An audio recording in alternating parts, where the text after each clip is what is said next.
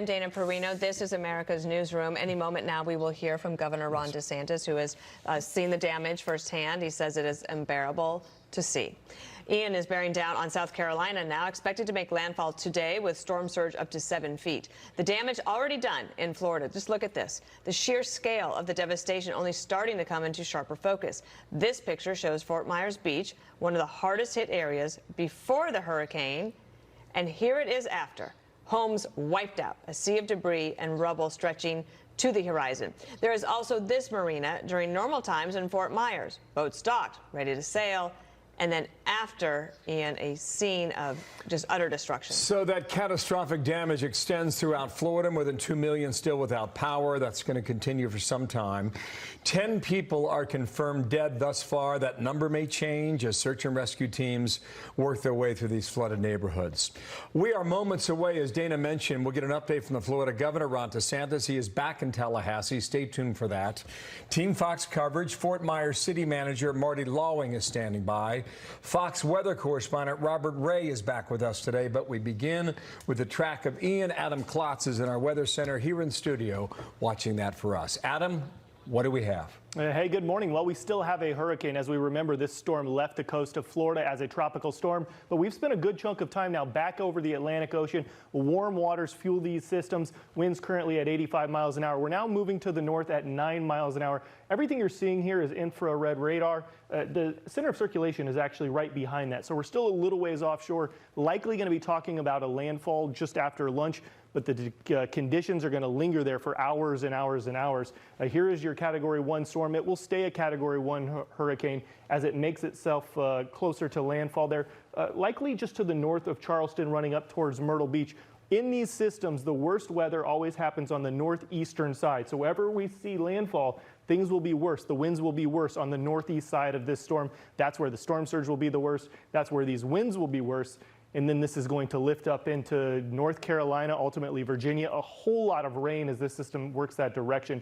We have hurricane warnings from Savannah stretching all the way up to Myrtle Beach, but a very large area here where you're going to be talking about at least tropical storm force conditions, heavy rain, consistent winds. Our Fox model does a really good job of showing that center of circulation and showing that really heavy rain as it moves on shore. The timestamp is up in the corner. I'm taking you to 2 p.m. here, and we're still looking at the center of circulation right at the coast, getting into kind of that borderline there of South Carolina, North Carolina, all of that wind running up into the Outer Banks. Very heavy rain across a large area here. It lifts further up as you get into Friday evening.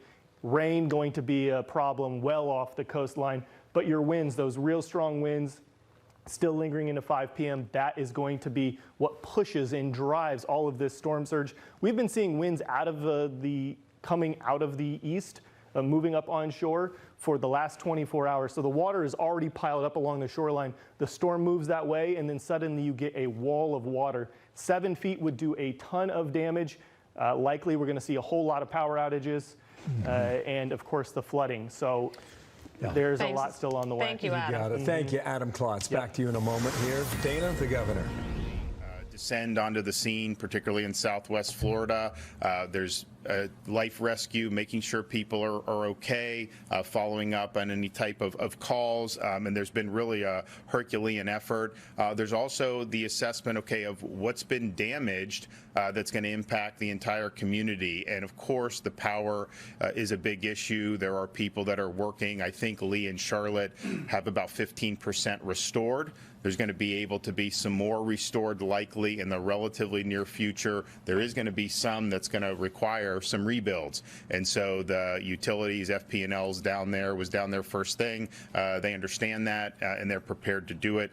The other issue with Lee County that they've asked support from is they had a water main break for their county water utility. That means that the county does not have water at this point, and you need that to be able to function in society. They've requested support from FEMA. And then FEMA was able to provide the Army Corps of Engineers, and they were on the ground after Kevin called them, I think at like 3 in the morning yesterday. They were on the ground from Jacksonville all the way down to Southwest Florida in the afternoon. They've been working to assessing that situation. We also have Florida National Guard personnel standing by to help the Army Corps if they need it. But at the end of the day, you know, that is something that will be very, very critical to be able to get that back. And it may require more of a rebuild. Maybe it require some more short-term remediation. They're going through that. But that's clearly a top priority. And we're thankful that FEMA and the Army Corps are there helping out. We have, obviously, there was a lot of folks in affected areas that evacuated. Some did shelter in place. As of last night, we've contacted over 20,000 Floridians that filled out a shelter-in-place survey on floridadisaster.org. Over 10,000 have responded, and all 10,000 said they were safe. And the state sent the first alert late last night and are expecting more responses this morning. Cell phone connectivity is sparse in some areas and sometimes it's easier to get out a text message.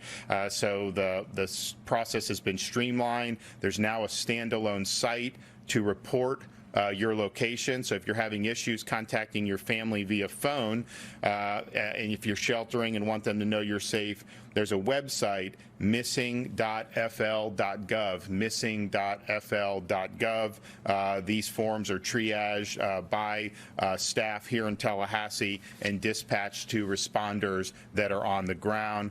In addition to the rescues yesterday, rescue personnel have gone to more than 3,000 homes in the hardest hit areas, going door to door to check on the occupants of those residences. There are over 1,000 dedicated rescue personnel who are going up and down the coastline.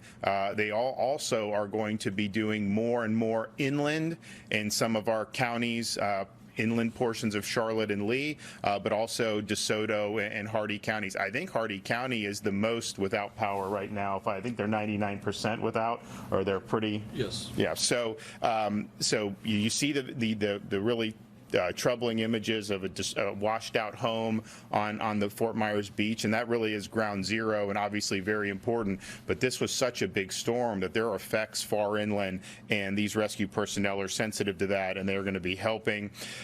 We've opened 2 major points of distribution for food and water this morning. First, Charlotte Sports Park, the spring training facility for the Tampa Bay Rays in Charlotte County, and then the Lee County Sports Complex, the spring training facility for the Minnesota Twins. These are pods that are much bigger than normal pods. There have been over 1.6 million gallons of fuel into Southwest Florida that have been moved in to support the response. I think what we're finding with the fuel is the fuel supply is flowing. It's just a matter of the gas stations need to have power to be able to operate, and if they have a certain number of pumps, they're required to have a generator. I was in Lee County yesterday, actually saw some of the larger gas stations were operating, so that's a good sign. As of 6 a.m., there are about 1.9 million people, our customers, without power. Right now, the hardest hit areas are Hardee, 99% without power as of this morning. Charlotte and Lee both have 85% without, and DeSoto is at 80% without. Sarasota, Collier, Manatee, close to half of the customers there are without power. Hillsborough and Pinellas, 15 to 18% are without power. And these crews have been on the ground since it was safe to do so, and they are working 24/7 to be able to restore power all throughout the state of Florida. And that's over 42,000 linemen and associated personnel that are on the ground.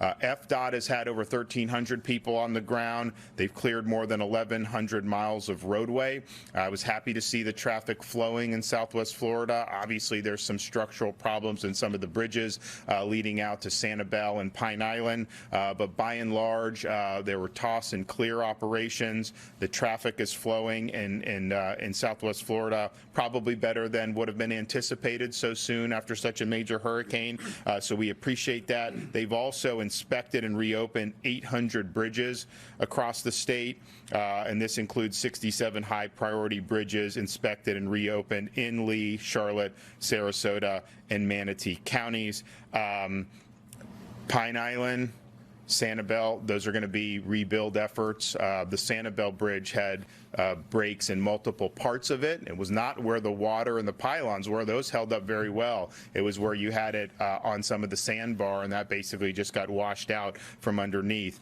In the meantime, and Kevin can talk about this, they're going to be running barges to be able to bring more heavy equipment onto the island to be able to help with the response. The first responders that have been there by and large coming in via air, they do have some equipment, but they're traveling lighter just to be able to go and get to people as quickly as possible. There have been 6 healthcare facilities evacuated in Southwest Florida. They were having problems with water or problems with power for an extended period of time. We're also prioritizing getting power and running potable water to the rest of the area's healthcare facilities. There have been 117 facilities that had lost power that now have power restored. The ports, Tampa Bay, Miami, Everglades, they are reopened for fueling, and I think between today and tomorrow, all the ports in the state of Florida up and down both coasts will be operational. Food and water, massive amounts, and where Kevin is sensitive to the water situation in Lee. So I'd say this is an extraordinary amount of water that has been staged and is continuing to be brought into the area. So FEMA has activated their individual assistance program. So if you're in need of help of recovering in those affected counties, you can go to disasterassistance.gov or call 1-800-621-3362. 1-800-621-3362. 34,000 people have already registered with FEMA. Make sure if you are looking at claims on your property, you document that, take photos, make sure you have it. We want you to be able to be made whole as quickly as possible. There will be, in conjunction with FEMA, the state of Florida and the local communities, what are called disaster recovery centers. Those will be set up very soon, and that will be a place if you need help with things like individual assistance, you can go. Although, Gracia will point out, you don't need to go there. You can do all this online. There's also going to be insurance villages set up under the leadership of CFO Jimmy Petronis. You're going to have a lot of flood insurance claims as a result of this. You will have some wind claims as a result of this, and it's our view that these claims need to be paid very quickly so that people can get back on their feet. I want to thank the First Lady for spearheading our efforts for Volunteer Florida and activate the Florida Disaster Fund, where people can donate. If you want to contribute, you will be joining a lot of people who've done a lot of money, and we now have over $12 million with 24 to 36 hours after the storm hits. Pretty incredible that's happened. If you want to go to floridadisasterfund.org, floridadisasterfund.org. More than 12 million has come in, and there's a lot of interest to do a lot more. Why is that important? FEMA has certain things they can do via statute regulation, but if it falls outside of that, they just can't do it. That's not the way it works. And so when you enlist private organizations, they can be a little bit more nimble. They can tailor their response to maybe some of the more unique needs that citizens may have. And obviously, you have people that have been dislocated. You have people that no longer have homes. And so there's going to be a wide variety of things that they're going to need in the coming days, weeks, and months.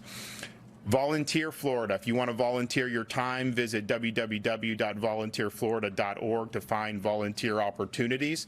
I think this is one way where you can really make an impact, and I know people really appreciate all the outpouring of support. I want to commend the folks that we were able to meet with down in Southwest Florida. This has been a major event, of course, and these people have been working around the clock to be able to serve their constituents and serve their communities, and we appreciate the dedication. We appreciate the perseverance. We know that there's a lot of difficult days ahead, but they've really done a great job standing up for the people of their community. I'm going to let Kevin give a brief on the state response, and then we'll have the FEMA administrator come up and provide some perspective from FEMA. Thank you, Governor. So I'll obviously thank you, the governor, but I want to thank the agencies represented here to my left, especially Gracia, FEMA Administrator Deanne Criswell. Captain Rooney and Admiral Brendan McPherson from the United States Coast Guard, others that are not here that are certainly on that floor behind me, Lieutenant Colonel Miller from the U.S. Army Corps District out of Jacksonville, Colonel Booth out of Jacksonville, and many, many other federal partners that have certainly helped us here. Captain, if you can just grab that easel and just put it right back up here for just a second, I'd appreciate it. I wanted to thank them before I covered them up with a sign here in just a second. So, all right, so let's talk. We're right in that 72-hour area of search, secure, stabilize that I talked about yesterday. So everything that I want to talk about right now is about that search, secure, and stabilize. So we continue to have our fire rescue partners, search and rescue, going in there and conducting the what we call the hasty search, and then they're coming back and do their primary search, and then they'll do a secondary search. So everybody know that as a part of the search and rescue element, over a 72-hour period, there's actually 3 searches that are conducted. That hasty search is just very quick, see if they see any survivors that are alive or in a traumatic situation, and they start to move those individuals to safety. That's been conducted. Now we're back in that primary search area, which is now we're doing a little more detailed search, and then we'll do a second search behind that. Stay safe. I want people to make sure that they are safe. This comes down to personal preparedness, or I should say personal preparedness, but the individual response. Generator safety. We have been talking about it and talking about it and talking about it, but we still get reports of people operating their generators inside of a garage, operating their generators just outside of a cracked window with a cord running through the window, and we're having continued issues with carbon monoxide. All right, I'm not saying we've had carbon monoxide deaths. I'm just saying that we're still having carbon monoxide issues. Please operate your generators in a safe mode. That also includes not having electrical cords actually run through puddles of water. Let's make sure that we got them elevated and not running through puddles of water. Next, as I mentioned last night, chainsaw safety, ladder safety, wire safety. If you don't know what it is, don't cut it. If you don't know how to cut it, don't cut it. Let the professionals come in and do that. We have more than 2,000 resource requests from our impacted local partners, and more than 1,700 are in process or completed. I think there's a very important bullet to note here. A lot of counties put in mission requests for bulk food and water when we had a 45, 50 county disaster. Now we have counties starting to cancel their food and water. So when we say 2,000 and 1,700, and we have this 300 gap, I wanted people to understand there were 2,000 mission requests. We're filling 1,700. Some of those are going to be organically canceled because they're not impacted at the county level. We've mobilized more than 14,000 gallons of diesel to Fort Myers for a water plant to provide water to nearby hospitals. We've deployed 2 for Hernando County Fire and 2 Hernando County Sheriff staff to use drones for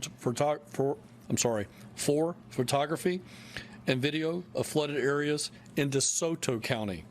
And I want to make sure that I take this time to say thank you to our restoration crews who have been able to take 500,000 individuals and get them power back. We're down to 1.9 million in the power restoration area that still need to be restored. Again, thank you to our first responders.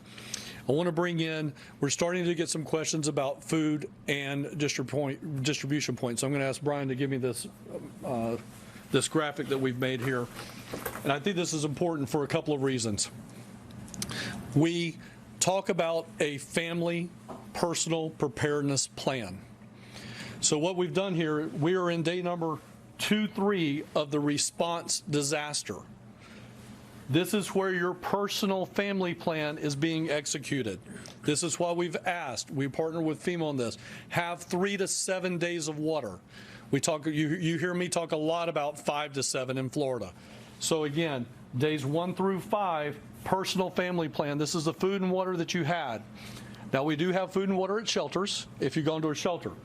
The next phase of this you'll see is in orange. This moves us from the family plan over into the National Guard and local community level point of distribution plan that will run for somewhere between 72 hours and about 120 hours, so 3 to 5 days. So as we exit that, again, we're way back over here. We will then come in with mass feeding kitchens. Those mass feeding kitchens will be designed to provide those hot meals 3 times a day to the most impacted communities that still don't have food and water. And we're getting some questions, the First Lady is getting some questions, and I want to make sure that we take the opportunity to educate individuals as a part of how everything ties together. So again, personal plan, National Guard food distribution plan, which is water and dry food at our points of distribution, and then we'll move into a hot feeding kitchen plan. So I thought it was important for everybody to understand how that connects, and that as we continue to get questions about that, where is your government? Today, we are in the process of moving National Guard to, the bulk food has gotten to those 2 locations the governor's already mentioned. Now we're moving down to the community plan, which is that local National Guard element that's going to go up and set that up. I'm working with Lee County today, which is obviously the most impacted county. They have 8 community pods that will be opening, hopefully in some form or fashion, moving cars through them later today in 8 locations. I'm going to let Sandra take the lead on announcing those locations at the local level for her staff, so that when they're ready, we're ready. But I want to make sure we tie all that together. Last thing I want to talk about now is, as individuals start to move debris to their curbside, you must separate it into piles. My communications team will be giving graphics at another update today at the 5 o'clock or this evening update. We will tell people how to separate their debris into piles. But if you're doing it now, vegetation needs to be in its own pile. Structural, this is food, or I'm sorry, structural is furniture, building materials, plumbing issues. That needs to be in a separate pile. Then we call it household hazardous waste. These are your cleaning supplies, your batteries, your pesticides, anything that's hazardous goes into its own pile. Electronics, TVs, computers, things of that nature go into its own pile. And the last pile is what we call white goods or appliances, need to go in a separate pile. So again, recapping, that's vegetation, structural, household hazardous waste, electronics, and appliances. As always, when moving stuff, if it is too heavy, get help. These are absolutely avoidable deaths and absolutely avoidable injuries. Get people to help you. We have many faith-based community groups. We have Team Rubicon, individuals willing to help you to get that stuff to the roadside. So please be safe. Use gloves, use goggles, make sure you're wearing boots, make sure you look for power lines that may be mixed up in all of this debris. Thank you for allowing me to do a little extended briefing today and provide you a little more detail. We'll be back this afternoon with some more information. And as always, Governor, thank you very much for your leadership. Okay. Administrator, floor is yours. All right, thank you. Governor, thank you first for allowing me to join you here today. And I'd also like Regional Administrator Gracia Check. She has been on the ground since before this storm hit, working side by side with Director Guthrie. But it's not just that. Our regional office works with the state of Florida and all the states within Region 4 throughout the year to make sure that we are planning, we are coordinated, and that when we have an event like this, we can seamlessly move in to assist and support the state with their needs. What we have done prior to landfall is we did stage a lot of search and rescue resources to support the great efforts that have been happening here in the state of Florida. We have those resources available as the state needs it. And we've also begun to move in food and water into those points of distribution to support what you just heard from Director Guthrie and the governor. What I want to say is we are here to support. FEMA is here to support these ongoing efforts right now to continue the life-saving missions that are still ongoing, but also to begin to support the recovery mission. As you heard the governor say, the president did declare a major disaster declaration for individual assistance as well as public assistance. Public assistance is going to allow us to reimburse a lot of the costs for the first responders who have been doing an amazing job, allow us to reimburse some of their overtime costs for all of the work that they've been doing to stabilize this incident. And on the individual assistance side, right now there are 13 counties that have been designated for individual assistance, but we will add more as we we continue to do assessments and it has been safe to go into those neighborhoods, we will continue to add more counties so individuals can apply for assistance through FEMA. And I just want to reiterate how you can do that. You can go to disasterassistance.gov. You can go to or you can call 1-800-621-3362, or you can go to our FEMA app. I also want to let people know that we are going to have teams of individuals that are going into the shelters to help them register for assistance. Right now, we know that many people are away from their home. They may not have access to the internet. They may not have access on their cell phone. And so we're going to send teams to go into the shelters to begin that recovery process for them. Governor, I just want to commit to you, and on behalf of the President, we are here to support this recovery. We know we're still in a very active response stage. We're going to go into the stabilization, but we've already started planning for what the recovery is going to be, because we know that this is going to be a very complicated and complex recovery.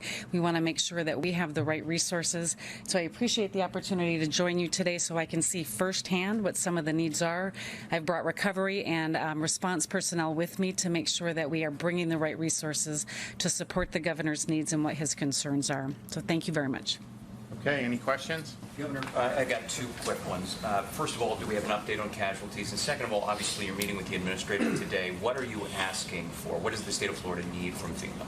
Well, I think the number one thing that we needed, that they provided, which was the Army Corps to support Lee County and their water situation. Critical to get that infrastructure back up and running.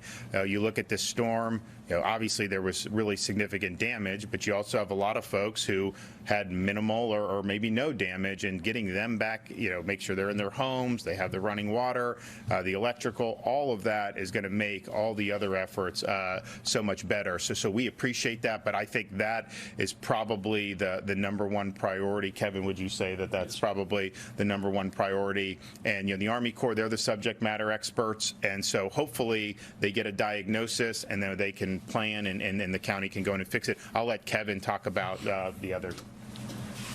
So where we stand right now on fatalities is, I'll break this down by county. We have one confirmed fatality in Polk County. We have 12 unconfirmed fatalities in Charlotte County. We have 8 unconfirmed fatalities in Collier County, and we are still processing through the situation with the hasty search that I mentioned before in Lee County. Now, let me talk about confirmation and unconfirmed. People die in disasters that have nothing to do with the disaster, right? So the medical examiner is the one that makes that determination. They are the lead agency at the local level to determine when they investigate that this is either disaster related or not disaster related. If it is determined to be disaster related, you've heard the governor and I talk about this now for about 3 or 4 days, there is a direct death, in other words, storm surge, rising water, things of that nature, or indirect, the stuff that led up to it after the fact. So with that being said, we have 12 unconfirmed fatalities. In Charlotte County, we have 8 unconfirmed fatalities. In Collier County, we have 1 confirmed fatality. In Polk County. So that brings us up to 21 total. We do have an identified situation that was done during the hasty search of some fatalities. We do not know exactly how many were in the house, and let me paint the picture for you. The water was up over the rooftop, right? But we had a Coast Guard rescue swimmer swim down and identify that it appeared to be human remains. We do not know exactly how many. We do not know what the situation is, and before we comment on that, we want to be transparent, but we just don't know that number. And we got a couple of other situations where we had that particular type situation. So right now, the number we're going with is we have 21. We have identified a situation for sure that we know we got something in, but until the water recedes and we get the special equipment, again, we've got to have special equipment to get in there, and as the governor's already talked about, is we can't get that over there, so I'll take just a point of privilege there and talk about that. We've got a 20 by 40 foot spud barge that's now been delivered. I'll start traversing some heavier equipment. In the Search and World Rescue, this is called hackneys. These are basically like beer delivery trucks, soda delivery trucks that have specialized equipment that we can get on that spud barge, get it on the land, the other side, and start doing some really technical type of rescue. Once we get to that point, then we can probably give you some better numbers. But where we're at today is 21, 1 confirmed, 20 unconfirmed. Question for clarity on the survey. Governor, you mentioned that there were about 20,000 people that had responded to the survey. 10,000 were contacted and they were fined. Does that mean that 10,000 have not responded and they're not okay? Or? No, that's not what that means. So, for instance, right now we have about 14,000 people just in Lee County, I believe it is. Well, I'm sorry, across the 3 counties. We've got about 14,000 people in shelters. So. We are now, we did an automation of collecting data. We are now at a point where in this 10,000 is we're physically having to find people. Do they have communications? Can we get them on the cell phone? In the hardest hit impacted area, we may not have cell phone capability. So we are trying to, it's going to take us some time. If you guys recall back when I was here for Hurricane Michael, we had over 30,000 people. And then we whittled that down to 3,000. And then we whittled it down to 300. And that just happened organically over time. But if you recall, between indirect and direct deaths for Hurricane Michael, I think we only had 77. So that number is going to continue to squeeze itself down, down, down as we have the ability to get into shelters and find people that are registered inside of shelters. People will register via the FEMA app, FEMA website, on the phone with FEMA, person to person with FEMA, and then we'll start to be able to whittle those numbers down between federal data, between state data, between local data, and that number will continue to shrink. But again, we are way ahead of where we were at for Hurricane Michael when I was here on this floor for that. We were 30,000 weeks into that situation. We're down to less than 10,000. We're only day number 2. So that number is going to continue to come down drastically. So do you consider that 10,000 number just maybe a combination of whether they're missing, out of contact, out of power, not the location might have changed, or what exactly? Right. How would you consider the categories? All the aforementioned. And for those that didn't hear the question, what categories will we put this into? Those without power, those without communications, those that are just trying to still reconnect with loved ones. At the end of the day, it's all of those categories. But again, we will shrink that. That will organically shrink day by day. That the pod that's right behind me, 30 feet behind me, are human services. There are people that are dedicated to doing nothing but that and take the information that comes from urban search and rescue and connect to that data and whittling that list down. We have a number of missing people at this point in time. Right now, so again, missing people is a local law enforcement jurisdiction. All right. So if you want to ask questions about what are the missing person numbers, that's got to be a local county sheriff or a local law enforcement ask. Governor, speaking of county sheriffs,